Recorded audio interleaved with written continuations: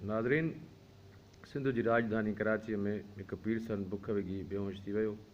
Corona rapid force मुबैना तौर corona patient सम्झी Pearson खे करंतीना खणाया विया। मुल्की सूरत हाल में मुसलसल लॉकडाउन कारण बुख कोरोना खां भी वधीक मुश्किल सूरत हाल पैदा करे छॾी आहे। हुकूमत वक़्त खे राशन जी फरहमी या रोज़गार खोलण लाइ जोगा उपाउ करणा पवंदा, न त एॾी त ख़तरनाक सूरत हाल थी वेंदी जो अॻिते हली शायदि को इन खे संभाले सघे।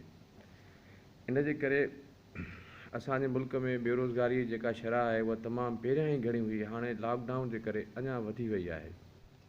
माण्हुनि जे टोलनि जा टोला राशन जे लाइ दर दर धिका खाईंदा पिया वतन ऐं अॻिते हली इहा सूरत हाल बग़ावत जी शिकिल इख़्तियार न करे वठे जो माण्हू लॉकडाउन तोड़े करे ॿाहिरि निकिरी अचनि।